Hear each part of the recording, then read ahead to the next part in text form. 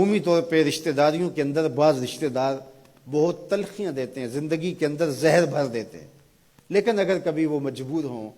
تو ان کی اعانت کریں، اور ان کا رویہ کچھ بھی ہو، زہرناک ہی ہو،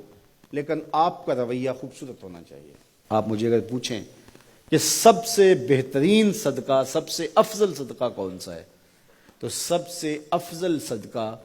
جو مجبور ناراض رشتہ دار کو دیا جائے، جو رشتہ دار آپ کا شریک بن کے ہر جگہ پہ کھڑا ہوتا ہو، ہر خاندانی میٹنگ میں، ہر خاندانی ایونٹ میں آپ کے مخالف کھڑا ہوتا ہو، آپ کو نیچا دکھانے کی کوشش میں لگا رہتا ہو، اور کسی وجہ سے وہ کمزور پڑ جائے، مالی مشکلات میں مبتلا ہو جائے، اور آپ اس کی مدد کرنے کی پوزیشن میں ہوں، تو آپ کا نفس آپ کو کبھی بھی اس کی مدد کرنے پہ آمادہ نہیں کرے گا، آپ کا نفس روکے گا، آپ کہے گا کہ یہ تو ہمارا شریک ہے، تو سانپ کو دودھ پلائیں، اب تو اس کا سر پاؤں تلے آیا ہے، اس کو تو کچل دے، یہ تو میرا دشمن ہے، اس کو طاقت دوں۔ نفس کبھی بھی نہیں چاہے گا کہ اپنے شریک دشمن کی مدد کی جائے، لیکن سب سے افضل صدقہ وہی ہے جو ناراض رشتہ دار کو دیا جائے، اس لیے کہ اس میں نفس شامل نہیں ہوگا، اور جس عمل میں آپ کا نفس شامل نہیں ہوتا اس عمل سے تمہارا رب راضی ہوتا ہے۔ تو رشتہ داروں کے ساتھ سلوک اچھا کرنا، رشتہ داروں کے ساتھ رویہ خوبصورت کرنا، یہ تمہاری زندگی کا اسلوب۔ مجھے بتائیے اہل مکہ نے، حضور کے رشتہ داروں نے حضور کے ساتھ کیا سلوک نہیں کیا تھا؟ اوجریاں ڈالیں، کانٹے پھینکے، راہوں میں گڑھے کھودے، اذیتوں کے پہاڑ کھڑے کیے، اور کیا کیا مصیبتیں نہیں تھی۔ حضور شہر مکہ سے چلے گئے مدینہ المنورہ، اب جب فتح مکہ ہوا تو حضور جب تشریف لائے تو ناقہ پہ سوار ہیں، تو اب یہ تھر تھر کانپ رہے ہیں سارے رشتہ دار حضور کے، برادری کے لوگ۔ انہیں پتا تھا کہ آج ہمارا آخری دن آ گیا ہے، اور اگر بڑا بھی رحم ہوا تو کم از کم ہمیں شہر بدر تو کر ہی دیا جائے گا۔ اب حضور تشریف لائے، سب کو جمع کیا، کہا کہ بتاؤ میں تمہارے ساتھ کیا سلوک کروں؟ تو انہوں نے کہا کہ آپ کریم باپ کے کریم بیٹے ہیں،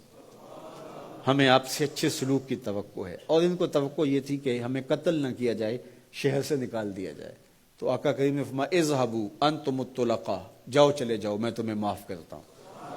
اور آج تم سے وہی کہتا ہوں جو حضرت یوسف علیہ السلام نے اپنے بھائیوں سے کہا تھا، لا تثریب علیکم اليوم، جاؤ چلے جاؤ، تم سارے آزاد ہو، اور حضور نے سب کو معاف کر دیا۔ معاشرے کے کمزور لوگوں کی حضور علیہ السلام مدد کرتے، ان کا بوجھ حضور اٹھا لیتے، دکھیوں کا، کمزوروں کا، لاچاروں کا بوجھ اٹھانے کا مزاج پیدا کرو، لوگوں کی ضرورتوں کو پورا کرنے کی کوشش کرو، اپنے کندھوں پہ بوجھ اٹھاؤ اور ان کا بوجھ ہلکا کرو، یہ مزاج پیدا کرو۔ یہ تمہارے نبی علیہ السلام کی سنت ہے، وہ چاہے تمہارا دشمن ہی کیوں نہ ہو، لیکن اس کا بھی بوجھ کم کرو، اس کا بوجھ اپنے ذمہ لو۔ جس کا کوئی کمانے والا نہیں، معذور ہے، اپاہج ہے، لاچار ہے، زیادہ بچوں کا بوجھ ہے، اور ذرائع آمدن تھوڑے ہیں، تو آپ کثیر العیال لوگ ہیں جن کا کوئی مددگار نہیں ہے، آپ ان کی مدد کرتے ہیں، ان کے کام آتے ہیں، آپ ان کے لیے کمائی کرتے ہیں۔ یہ بات ذہن میں رکھیے، کمائی کرتے ہوئے 3 نیتوں کا استحضار رہنا چاہیے، 3 نیتیں آپ کے ساتھ جڑی رہنی چاہیے، تو آپ کا کاروبار، آپ کا رزق کمانا بابرکت ہوگا۔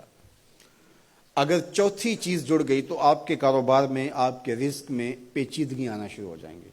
سب سے پہلی نیت آپ کے ساتھ یہ جڑی ہو، عموماً ہم سب کے ساتھ یہ نیت جڑی ہوتی ہے، اور وہ یہ کہ ہم اپنی ضروریات کو خود پورا کریں اور سوال کی ذلت سے بچیں۔ دوسرا مقصد، جو میرے زیر کفالت لوگ ہیں، وہ بچے ہیں، بیوی ہے، بوڑھے والدین ہیں، وہ چھوٹے بہن بھائی ہیں، یا جو لوگ بھی میرے زیر کفالت ہیں، ان کی ضروریات کو میں نے پورا کرنا ہے، اور اس کے لیے میں یہ رزق کما رہا ہوں۔ تیسرا مقصد ہمارے ساتھ جڑا ہونا چاہیے، اور جب بھی ہم کمائی کر رہے ہیں تو ہمارے ذہن میں یہ بات ہو کہ معاشرے کے وہ لوگ، وہ میری گلی میں ہیں، میرے رشتہ داروں میں ہیں، میرے محلے میں ہیں، یا کہیں اور ہیں، جن کا کوئی کمانے والا نہیں ہے اور مجبور ہیں، میں ان کی مدد کروں گا۔ اللہ مجھے اس کاروبار سے، اس وسیلہ رزق سے اتنا عطا کر دے کہ میں اپنے بچوں کی کفالت بھی کروں گا، اپنی ضرورت بھی پوری کروں گا، اپنے والدین کی خدمت بھی کروں گا، اور معاشرے کے ان کمزور لوگوں کی مدد بھی کروں گا۔ وہ کام جن کے ذرائع نہیں ہوتے آمدن کے، بلکہ اخراجات ہوتے ہیں میں ان کاموں میں لگوں گا، مدارس دینیہ ہیں، مساجد ہیں اور دیگر ایسے کام ہیں، میں یہ خدمت کروں گا، اس لیے میں کما رہا ہوں، تو یہ رزق بابرکت ہوگا، اور آپ بیٹھے